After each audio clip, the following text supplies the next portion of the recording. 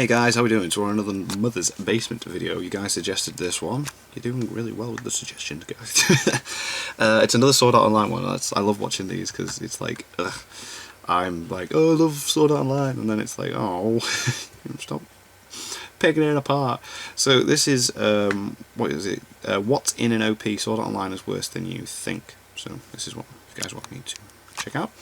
So without further ado, let's get into this. I was going to talk about Konosuba and the fundamentals of comedy this week, but certain recent events revolving around a major election have temporarily shorted out my ability to smile. I am, of course, talking about Reddit's best opening polls, where, as is the case every year, everyone is voting wrong.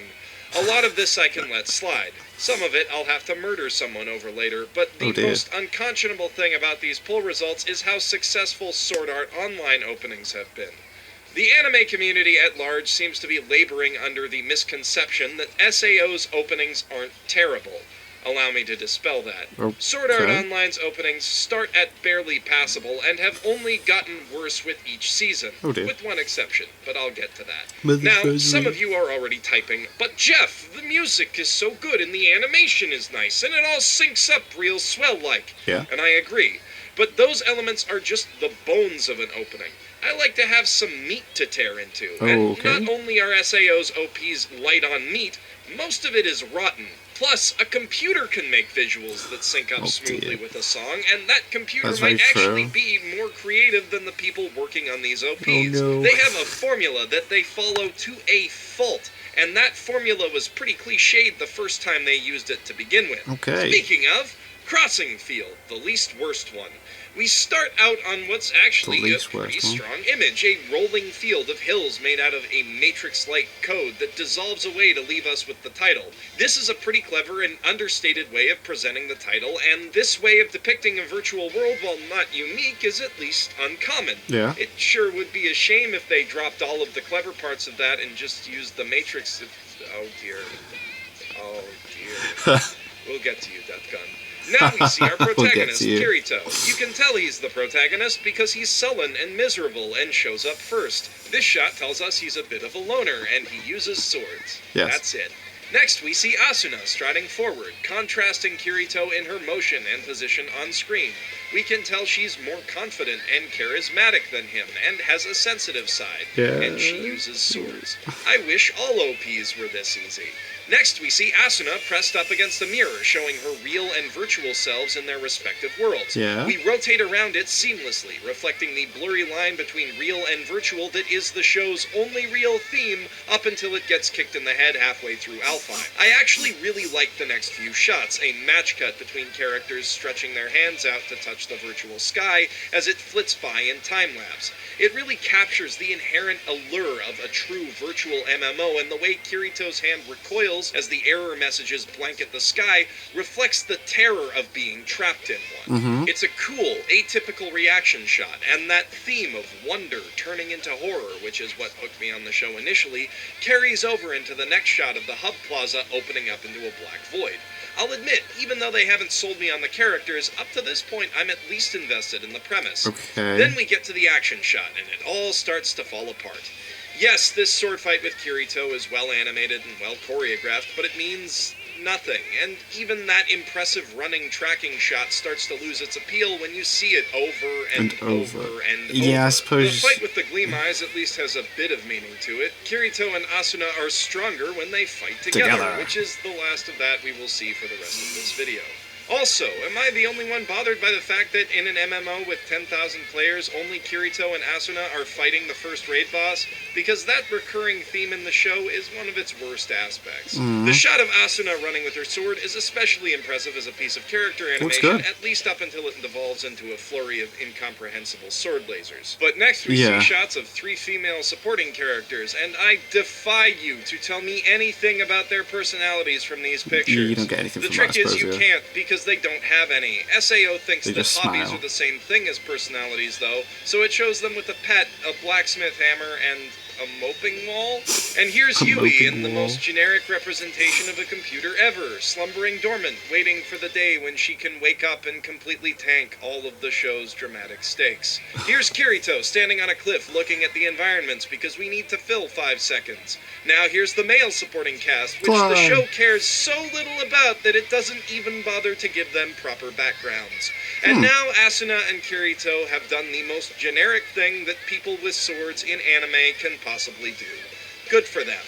These 2 shots of them living their happy domestic life in the game are actually pretty nice, though. Yeah. They reflect on that theme of virtual reality being fully real and meaningful in its own right, and they serve to break up the monotony of the fighting. Plus, Asuna is the only character in the OP with any personality. Yeah, she's they the only one kick that seems that to in be the doing head pretty fast, anything. though. The very last shot of their swords crossed near the lake where they made their home is actually really nice, too. It reflects their status as equal partners, as well as a longing to find happiness and tranquility in a life of danger. The show couldn't ditch those aspects fast enough either. The second opening, Innocence, also starts strong, if super generic, with birds flying through the sky and all the characters looking up at them. Even if the continuity from the hospital to Kirito's house at the subway station makes no sense, at least it's, pretty and a little bit evocative. The real world falling away to reveal Alfheim is another cool reflection of that virtual is real theme. It seems like whenever the animators have something to actually focus on, no matter how basic, they make stronger, more inventive shots. Now we set up the structure of the season. Asuna is trapped in a coma, and Kirito comes to visit her every day, as evidenced by the repetition of him at this crosswalk, but he's determined to move forward and find a way to save her. Suguha, meanwhile, does kendo, and she's distracted by something, which we know is Kirito, but based on the way this is cut together, the OP manages to make it seem like she has a crush on bad guy McRae. Oh yeah, that's weird, isn't This is really incompetent editing. Well, we yeah, see, I never thought of that. I forget his name, looking into a mirror with his character in it, which means he plays that character in an online game. This is really dumb and bad. That was terrible. Asuna is I never standing thought in of a that. lake looking like a sexy damsel with no personality. She's gonna stay like that. Then those same birds fly over, which means she's still connected to her husbando and his Imoto in this world. The birds can fly, and they can fly, and that means freedom. And also, the real world and virtual world are connected too. How deep? And with a panty shot transition, we go into more generic fighting, which lasts like 2 seconds because they need to remind us that some characters exist and fit into obvious archetypes, and then, oh right, Yui still exists to remind us that death doesn't mean anything anymore. And golly, isn't flying cool and exciting? Sure would be if I could see the cool landscapes they're looking at instead of Asuna quietly giving up on ever being a good character again. Then we have some shots of Kirito and Lifa and Yui doing cute regular life stuff again, which I like, even though they're a weird fit for an arc about racing to find a kidnapping victim. Yeah. Then we're back to Kirito in a crosswalk, and oh look, he doesn't have to go it alone. This is so touching. My heart is soaring like these not at all generic white birds. God. SAO has started to fall into a rut here, but at least they try to make a consistent motif with the cliched shots instead of just tossing them in because they need to fill space. Yeah. That was foreshadowing. Ignite is bad, guys. It's real bad. In 20 seconds, it manages to establish what the main characters of the arc look like in the most boring way possible, and the fact that this one has guns in it. This is gonna be rough. Kirito is sitting at a cafe with his girlfriend, and they're talking about stuff. Meanwhile, his avatars are walking by in the crowd behind him, which either symbolizes that they're reminiscing about their time in those horrible death traps for some reason, or Kirito is constantly distracted by the pull of adventure. I honestly can't tell you which, because the writing in this series is not very consistent. And here, Sinon is shown in limbo between her traumatic past and the character she uses as a coping method to try and move forward. This shot is pretty okay. The use of a swing set as a symbol of loneliness and Arrested Development isn't exactly revolutionary, but it's something. Next we see Sinon's friend Kyoji, and oh wow! Oh gosh! I wonder who Death Gun could be. I know I praise OPs for their foreshadowing, but there's a world of difference between hinting at a character's fate through subtle choices in blocking and editing, and cutting directly between a character and his secret identity is the linchpin of the season's whole plot. And then this This isn't even symbolism. It's a fucking diagram. Take 2 seconds to think about it, and you instantly know that Death Gun is 3 guys pretending to be 1 guy who have roots in Laughing Coffin. You want to talk to me about giving away everything? That's bad. This is how you do it wrong. Yeah. After that, we see that Death Gun plays people like puppets, apparently, and is also dragging Sinon deeper into her misery, I guess. This reaction shot that follows is actually pretty alright. It tells us that the events we're seeing are being watched intently, like some sort of sporting match. Also, I'll begrudgingly admit that the way Yui copies Asuna is cute. Yeah. Now we get another generic sword fight scene, but this time there are bullets and a terribly composited CG backdrop that the characters just sort of float around on. And Kirito is running right instead of left, so it's totally not identical to the last 12. And here's a shot of Sinon that I'm pretty sure I saw, like, exactly in High School of the Dead, and pretty much any other anime with a sniper character, for that matter. I'm usually on board for fighting silhouettes, but only when they're used right. The lack of detail means the animation can be smoother while still looking stylish. Unfortunately, as you may have noticed, this moves at like 4 frames per second, it's not smooth, and the choreography is boring as dirt. And now generic shootouts. How fun. And after that, notice that the moments of normalcy are completely gone, because at this point the show has abandoned all pretense of having a coherent meaning. Instead, let's have these 2 characters walk in opposite directions dramatically, like the whole arc is building up to their confrontation as warriors, even though it's really not. But it looks cool, and it's 10 seconds that we can fill without having to think about it. Ignite is garbage, yeah, guys. It's a bad opening. It's a dumpster fire. It is bad, so how the fuck did it make it past Toradora and Pet Girl? Fuck you. That's how. And somehow courage is even worse. At first. We open on CGI swords, because why think about the meaning of what you're filming when you can just fill time with pretty CG? Like, I rag on these OPs for being brain dead, but this shot could actually just be a randomly generated visualizer. This entire thing is a mess. I can't even be asked to think about the individual shots because they're all just characters' standing places, or shots of those places, or generic computer imagery, or more interminable generic fighting. There's only one shot I even kind of like, and that's just because it reminds me that unlike everyone else who are all reacting the exact same way, Klein has a bit of a personality. This is an absolute bottom-of-the-barrel OP. Instead of creating original footage, they just use clips from the show and really obvious inserts of concept art. It honestly seems like it's just filler put in place of more interesting images that haven't been finished yet. Hey, guess it is! The Mother's Rosario version of this opening is actually good. There are 2 reasons for that. Firstly, it reframes itself around the growth of the arc's main character, Yuki, who isn't Kirito.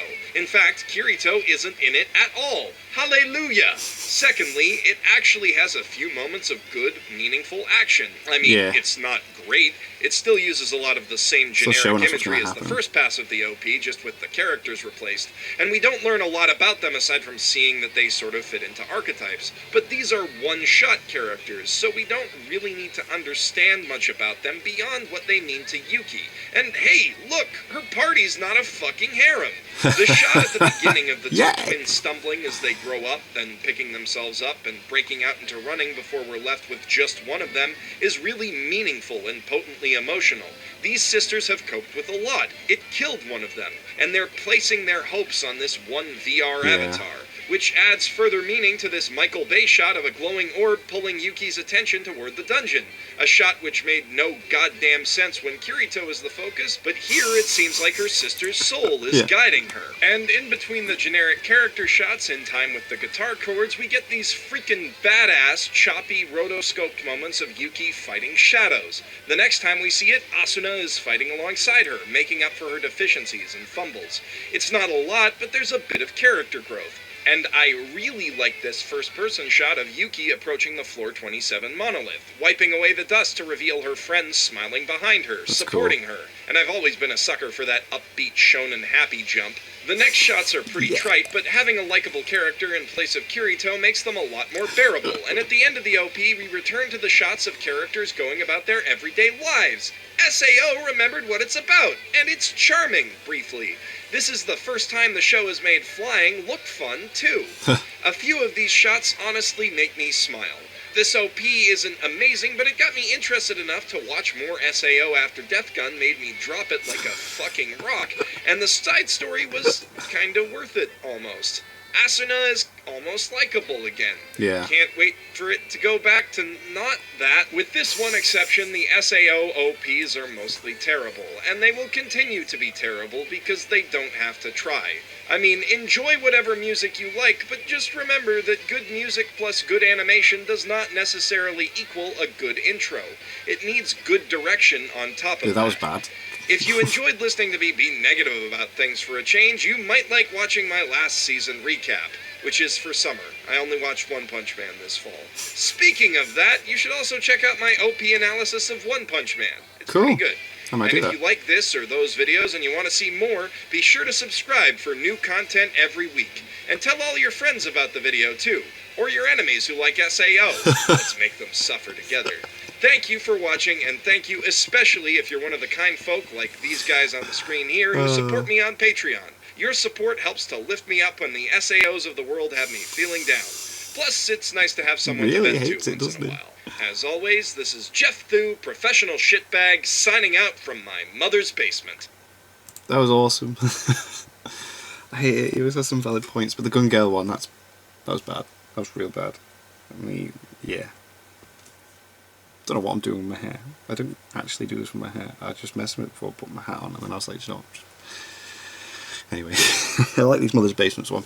I think there's an ordinal scale one, wow, that's a bad movie, and then there's what it's done right. So I might watch what they've done right video just to be like, yay, good stuff about Sword Art Online. Next, but yeah, that was it. That was good. That was a good video. Yeah, thank you guys very much for watching. What do you guys think of that? What do you guys think of this? Click like, subscribe if you haven't already. Leave comments down below. Let me know what I should watch and discuss in future videos. And I'll see you guys, all you guys, next time.